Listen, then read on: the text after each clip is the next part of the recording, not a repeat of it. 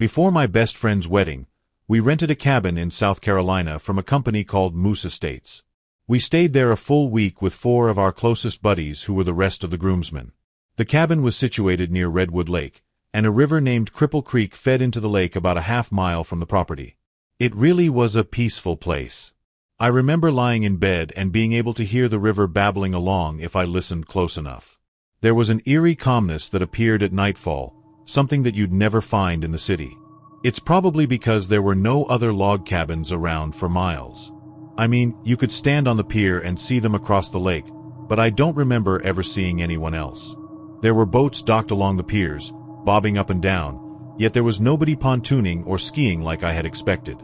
Maybe there were rules against that. If our neighbors heard us being rowdy, they never complained, but for all I know, it could have been just us. We would sleep all day and go to the Indian casino and clubs in the evening. On the first night, I was the designated driver. I really didn't mind. I was dedicating this trip to my best friend anyway. I would be the designated driver every night if it meant making him happy. It's not like I didn't have fun. I gambled like the rest of them, and I even got to wake up the next morning without a splitting hangover. Either way, it was disorienting to be up bright and early while the rest of my buddies were battling their terrible decision-making. I made myself some breakfast and had expected for someone to be awake by then, but I could still hear the snores coming through the thin walls. That's when I decided to explore the cabin a little more. The cabin had 2 floors with the second floor housing most of the bedrooms. I remained downstairs though. The creaking floorboards were god-awful. So, I was left with the first floor to explore. I wasn't really sure what I expected. Cleaning crews went through these cabins every time the tenants changed, so I really only found basic supplies such as silverware, pots, pans, and soap. I had just closed the door to a supply closet when I saw the small cabinet tucked behind the dining room table. I crouched down and pulled at the handles which refused to budge. I thought that the cabinet was for decoration at first, but I felt the right door shift forward. I held the black handle tighter and forced it open. I smiled lightly when I was rewarded with a stack of dusty, vintage board games.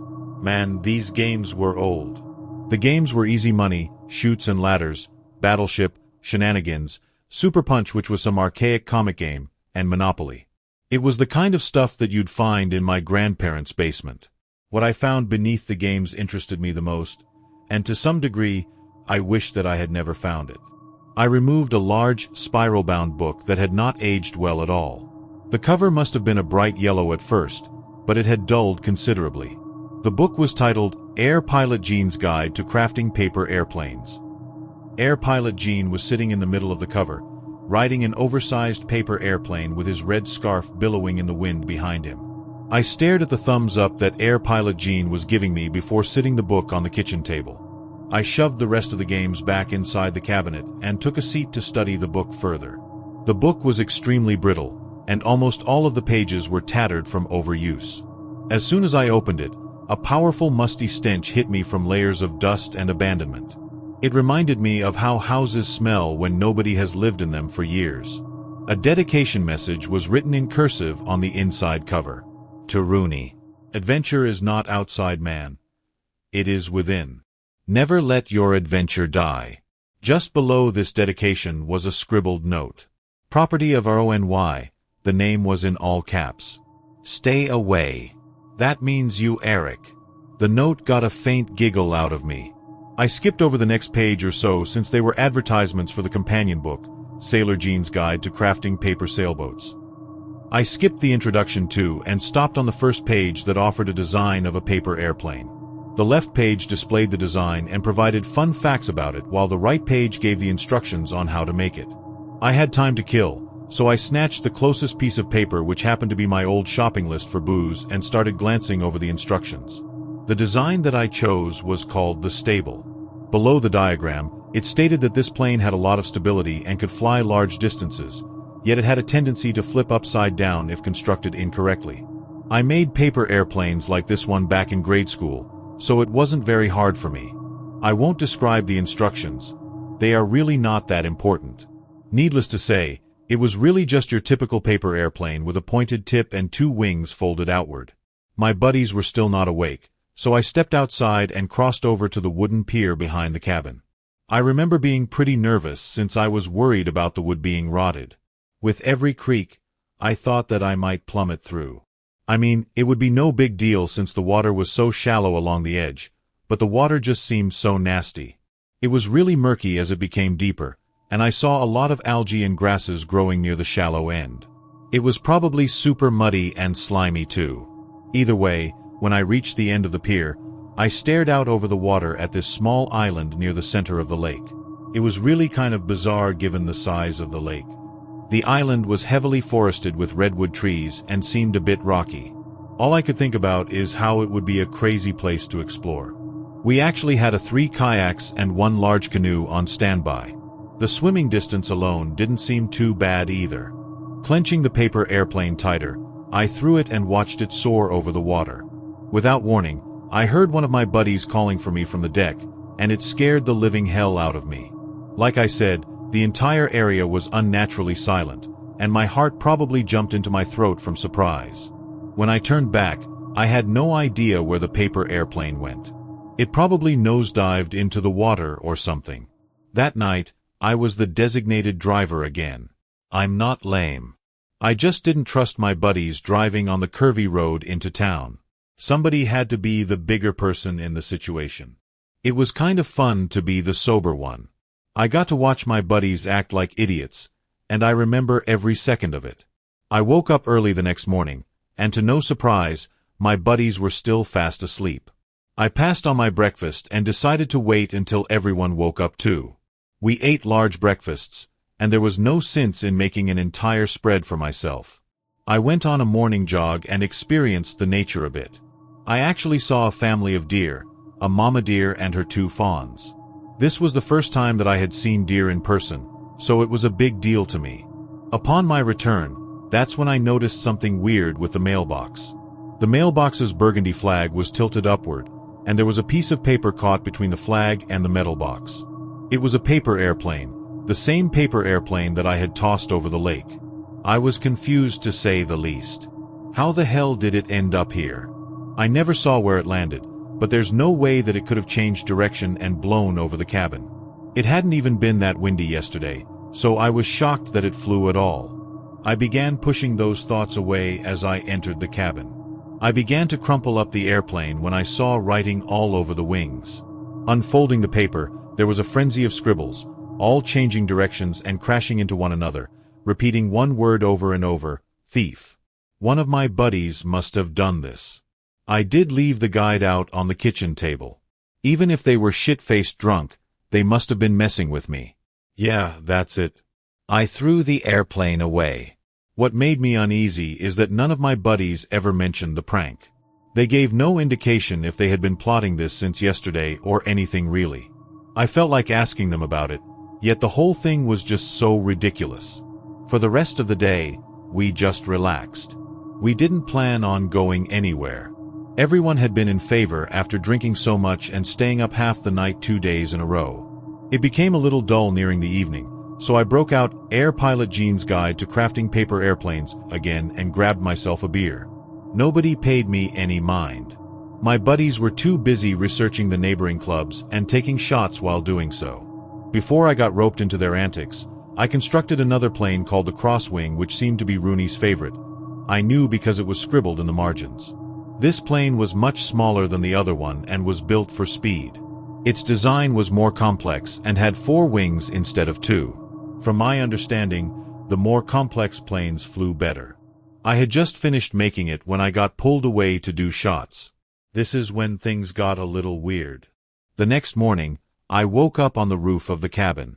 I just remember feeling really cold, and I felt something jutting into the small of my back. I blinked my eyes open and came extremely close to rolling over the edge. I cannot explain how I got up there. I don't know if I was extremely drunk and climbed up there myself or if my buddies put me there. I don't know. The only way down without jumping off was to shimmy down a drainage pipe which nearly came loose. I stood at the bottom of the pipe for a full half hour before trying to get back inside. Both the front door and back door were locked tight. I was terrified, but at the same time, I was extremely pissed off at my buddies for doing this to me. That's the only thing that made sense, aside from the fact that there was no visible way onto the roof. There was no window access. There were no ladders. I checked. Also, when we shared breakfast, nobody said a damn thing about it. I didn't say anything because I didn't want to sound completely nuts. I had some alone time the rest of the day. I didn't want to be around everyone else if they couldn't take this prank seriously. I could have fallen off the roof and broken my neck or something. I sat on the edge of the pier with my legs dangling over the edge. The paper airplane that I made from the night before rested in my lap. I bet my buddies were talking about me and making fun of me for messing with the book at all. This would be the last paper airplane that I would make. I raised the cross wing and threw it over the water. I was watching to see where it landed, but I never found out. I must have blinked because one moment it was there, and the next moment, it was gone. All I can say is don't get drunk. Please drink responsibly and surround yourselves with people you can trust. When we returned from clubbing that night, I was winding down with a beer in my hand when we heard a massive splash. We went to go investigate, and we saw a figure surfacing out of the water. When one of my buddies turned the deck lights on, we saw my best friend just walking away from the pier and sinking deeper by the second. He was obviously drunk, and we called out to him, trying our best to get his attention. It's like he didn't hear us, or he was ignoring us. He just kept walking with his back completely rigid, not even bothering to stay above the water. 3 of my buddies had to chase after him and leap into the lake to save him. We were really afraid that he might drown. When he snapped out of it, he was really confused and had no idea what we were talking about. After that, I suggested that we slow down on the alcohol and clubbing. We clearly were not being very safe about it. I slept in the next morning and was pleasantly surprised to see a note left for me on the fridge. About half of my buddies went hiking on one of the nature trails and would bring food upon their return. I was left behind with my best friend who was sleeping off last night. Shortly after I went to take out the trash, that's when I found it, the paper airplane. It was sitting on the welcome mat this time. I dropped the garbage bag and ripped open the plane, smoothing out the wings. The entire plane was covered in words this time, some bigger than others, with jagged edges and written in a frenzied script. It said, "Burn." I brought the paper inside to examine it better, and I was terrified. This was the same damn airplane. I started to consider my buddies again. Maybe that's why they all went hiking without me, like this was never-ending prank. At the same time, how on earth would they have gotten the plane? It must have landed in the water. I would have seen it if it had changed course. I felt extremely uneasy about this. It couldn't be a coincidence. This is when I discovered something deeply disturbing. I had seen this writing before. It was Rooney's handwriting. There was no mistaking it. That's when I dropped everything and went to find answers. I grabbed Air Pilot Gene's Guide to Crafting Paper Airplanes, to use the paper inside, and deployed the large canoe into the shallow end of the lake. I laid the paddle across the middle seat and shakily climbed inside with the guide tucked under my left arm. I placed the guide at the bottom of the canoe and cast off, using the paddle to push against the shallows, and eventually, the canoe quit scraping against the bottom of the lake. I had my phone with me, so any of my buddies could call me if they were concerned. I was determined to get answers though. I needed to know where these paper airplanes would have landed. I paddled toward the middle of the lake, halfway between the pier and the weird island, and I stopped. I put the paddle down and was about to tear a page out of the book when I felt a thunk on the bottom of the canoe. I honestly thought that a fish had brushed against the bottom, so I didn't pay it much mind. That was until the thunk returned, but a little more insistent. It was fine. It probably was just a school of fish. I paddled myself a few feet away and reoriented myself. This time, though, the thunk was so hard that it wobbled the canoe a little. That's when I began to panic. I could only envision entering the territory of a massive snapping turtle or even an alligator. Once the thought crossed my mind, that was it for me. I threw the book down and began paddling like hell toward the island since it was closer. I wasn't staying out on this lake another second. I yelled in horror as the thunking followed me, and at one point, I swear that I hit something very solid beside the boat. I stabbed downward with the paddle, trying to bash whatever was there, and I nearly careened into the island. I don't know why I threw the damn guide ahead of me, I wasn't thinking straight. But I had never jumped so high in my life to get out of that canoe. I stood on the shore with a horrified expression, clutching the book to my chest and staring intently at the shoreline. Whatever it was, it seemed to have disappeared, yet I was uncertain. Slowly, I inched forward and grabbed the rope attached to the front of the canoe and pulled it onto the land. I would bide my time. I would drag the canoe to the opposite side of the island if I had to, so I could leave in the opposite direction. Hell, I just hoped to God that alligators weren't crawling all over this place. I left the canoe behind and pushed through the tree line. By the time I approached a wide clearing, I stopped and removed a lighter, lighting a cigarette to calm myself down. I was trying to quit. I really was, but there was nothing like being chased across a lake in a patchy canoe to freak you the hell out. I tossed the cigarette aside when I had finished and exhaled one last smoky breath. I remember studying my surroundings and enjoying the relative silence before the stench really hit. Something was dead. There was a very odd rock formation to my right, and the stench was coming from over there. I cautiously approached the area and gagged at the sight.